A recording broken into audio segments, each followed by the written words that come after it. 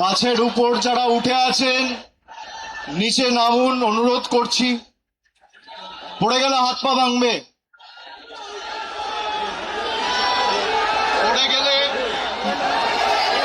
পড়ে গেলে হাত পা ভাঙবে। প্লিজ নিচে নামো।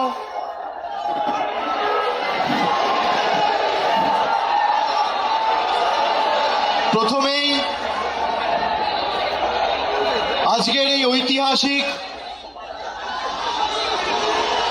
সমাবেশকে সফল, সার্থক এবং সাফল্যমণ্ডিত করার জন্য মহামান্য কলকাতা হাইকোর্ট বিচারপতি সহ বিচার ব্যবস্থার প্রত্যেককে আমরা আমাদের কৃতজ্ঞতা ধন্যবাদ জানাই। যারা 21শে জুলাইয়ের কর্মসূচি আটকাতে চেয়েছিল, ভারতীয় জনতা পার্টির সরকার 21শে জুলাই হলো,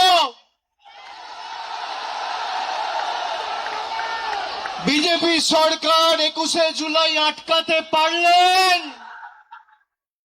শুভেন্দু অধিকারী 21শে জুলাই আটকাতে পারলেন, অমিত শাহ 21শে জুলাই আটকাতে পারলেন, কলকাতা পুলিশ 21শে জুলাই আটকাতে পারলেন। আজকের এই সমাবেশ প্রমাণ করে দিচ্ছে তৃণমূল কংগ্রেসের কর্মীদের কোনো বিকল্প নেই। যারা নিজেদের তৃণমূল বলে দাবি করত, গিয়ে একবার দেখে আসুন মেয়র রোডে যে কটা লোক রয়েছে, গ্রামে জেসিবি দিয়ে মাটি কোপানোর সময়ের থেকে বেশি লোক হয়। ভালো তৃণমূল, তাই না? কর্মী কোথায়? জনতা কোথায়? মমতা বন্দ্যোপাধ্যায় যেখানে, জনতা সেখানে। অনেক বড় কেউকেটা হয়েছেন। এই গাছগুলো দেখছেন, একটা পাতা যদি ঝরে পড়ে যায়, একটা ডাল যদি কেউ কেটে ফেলে দেয়, তার সবুজ আর কেউ ধরে রাখতে পারে না। সেই ডালের মধ্যে, পাতার মধ্যে আর কোনোদিন প্রাণ কেউ সঞ্চার করতে পারে না। তার শক্তি তার শিকড়ে। একইভাবে তৃণমূলের শিকড়ের নাম মমতা বন্দ্যোপাধ্যায়, যার আদর্শ আন্দোলনকে সামনে রেখে হাজার হাজার লক্ষ লক্ষ কর্মীরা আপসীন লড়াই সংগ্রাম করে দলকে আজকে বটবৃক্ষে পরিণত করেছে। তারা যদি ভাবে যে গদ্দারি বেঈমানি করে দলকে দুর্বল করব, তৃণমূল কংগ্রেস আরো শক্তিশালী হবে। যারা আজকের সভায় এসছেন, আমি কুর্নিশ জানাই প্রত্যেকটা কর্মীকে। যারা বলেছিল তৃণমূল কংগ্রেস শেষ, তৃণমূল কংগ্রেসকে পুড়িয়ে ছাড়খাড় করে দেব, সেই আগুনের স্ফুলিঙ্গ থেকে নতুন অগ্নিশিখার জন্ম হবে এবং তৃণমূল কংগ্রেস আরো শক্তিশালী হবে আগামী দিন। কারোর ক্ষমতা নেই। আর বিজেপি যদি মানুষের রায় জিতে থাকেন, তাহলে এত ভয় কেন? তৃণমূল কংগ্রেসের কর্মীদের মিথ্যা মামলায় জেলে ঢোকানো, নেতাদের উপর যারা মমতা বন্দ্যোপাধ্যায়ের সাথে এখনো আছে তাদেরকে ভয় দেখানো, তৃণমূল কংগ্রেসকে চমকে ধমকে লাভ নেই। এত মামলা দিয়েছে আমার উপর, একদিকে ইডি, একদিকে সিবিআই, একদিকে ইনকাম ট্যাক্স, একদিকে সিআইডি, একদিকে এসটিএফ।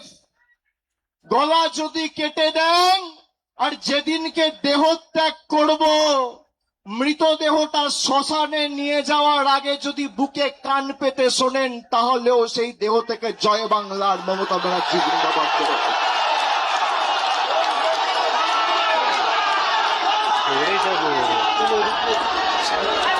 ইতিহাস প্রতিকূলতার বিরুদ্ধে প্রলোভনকে উপেক্ষা করে যারা লড়াই করে, ইতিহাস তাদেরকে সমর্থন করে, গদ্দারদের সমর্থন করে না। 5 ওয়াট 10 ওয়াটের বাল্ব সে এখন ভাবছে আমি হ্যালোজিন হয়ে গেছি।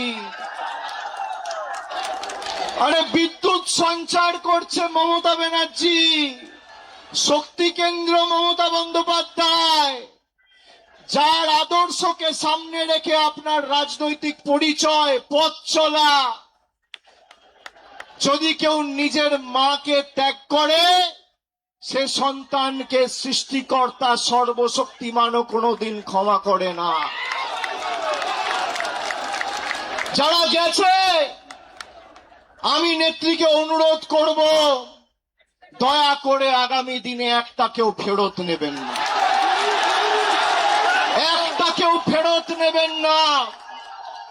আজকের এই কর্মী সমর্থকদের উৎসাহ উদ্দীপনা, বিজেপির ক্ষমতা হবে ক্যাথিড্রাল রোডে এই মিটিং করার, রাজ্য সরকারের ক্ষমতায়, পুলিশ তোমার, তদন্তকারী সংস্থা তোমার, অর্থ তোমার, কেন্দ্র সরকার তোমার, মানুষ তৃণমূলের সাথে রয়েছে। পুলিশ যাদের অযথা মিথ্যা মামলায় অত্যাচারিত করছে, আমি বলবো ধৈর্য ধরুন, একটা ছোট নোটবুক পকেটে রাখবেন, সব লিখে রাখবেন। এই নোটবুক গুলো এক এক করে আমরা ঠিক টাইম মতো নিয়ে নেব। যারা যে ভাষায় বোঝে তাদের সে ভাষাতেই জবাব দেওয়া হবে। ঘর বাড়ি ভেঙে দিয়ে, পার্টি অফিস গুড়িয়ে দিয়ে ভাবছে তৃণমূলকে উৎখাত করব, দুর্বল করব। আরে ফুটপাতে থাকবো, তোদেরকে হারাবো, বাংলা থেকে উৎখাত করব, কথা দিয়ে গেল। দেখি কত ক্ষমতা, কি করবেন, কি করবে বিজেপি? জেলে রাখবে, মিথ্যা মামলায় ঢোকাবে, ঢোকাও, তাও বশ্যতা স্বীকার করব না। মেরুদণ্ডটা ফরসেল নয়। যারা মমতা ব্যানার্জির ছবিকে পিছনে রেখে আর জোড়া ফুল চিহ্নটাকে সামনে রেখে 2024 নির্বাচনে জিতেছে, তারা বলছে আমরা এখন এনডিএ কে সমর্থন করব। মানুষ ক্ষমা করবে? করবে? আপনাদের মধ্যে অনেকে কাউন্টিং এ ছিলেন, কিভাবে বিজেপি কাউন্টিং এ চুরি করে জিতেছে আপনারা সাক্ষী রয়েছে। যারা রামের নামে ভোট চেয়েছিল, সেই রাম মন্দিরে চুরির দায় এই বিজেপির। রাম মন্দিরে নোট চুরি আর ইভিএম এ ভোট চুরি, এই হচ্ছে বিজেপির প্রকৃত স্বরূপ। আর যারা গা বাঁচাতে, পিঠ বাঁচাতে বালিশ চাটার গ্রুপে যাচ্ছেন, এদেরকে তৃণমূল বলবেন না, বলবেন বালিশ চাটা। খালি বিসি বললেই হবে। বিসি, বিসির অনেক মানে হয়। বালিশ চাটা, আমি আর বেশি কিছু বললাম না। হয় পুলিশের কাছে মামলায় ধৃত, আর না হলে মেরুদণ্ড বিক্রি করে বালিশ চাটা ঋতব্রত। এই দুটো ছাড়া গদ্দারদের উপায় নেই।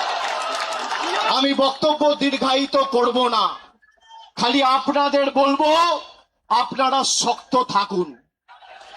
আমাদের আগামী দিনের লড়াইয়ের ময়দানে আবার দেখা হবে। বিশেষ করে যে সমস্ত তৃণমূল কংগ্রেসের নির্বাচনী সিম্বলে তৃণমূলের সিম্বলে, জোড়া ফুল সিম্বলে নির্বাচিত হয়ে যারা পিঠ বাঁচাতে নিজেদের মেরুদণ্ড বিক্রি করে ওদিকে গেছে, আমরা প্রত্যেকটা বিধানসভায় গিয়ে মানুষের কাছে ক্ষমা প্রার্থনা করে আসব। আগামী দিন লড়াইয়ের ময়দানে দেখা হবে। আমি তৃণমূল কংগ্রেসের নির্ভীক, সাহসী, সংগ্রামী, দেবতুল্য কর্মীদের আমার অন্তরের শ্রদ্ধা, কৃতজ্ঞতা, প্রণাম এবং কুর্নিশ জানিয়ে আমার বক্তব্য এখানে শেষ করছি। এরপর নেত্রী বলবেন, তার কথা আমরা শুনব। জোরে বলুন, জয় বাংলা, জয় বাংলা, জয় বাংলা, জয় বাংলা, জয় বাংলা, জয় বাংলা, জয় বাংলা, জয় বাংলা, জয় বাংলা, জয় বাংলা, জয় বাংলা, জয় বাংলা। অনেক অনেক ধন্যবাদ, নমস্কার। আমাদের মাননীয় নেত্রী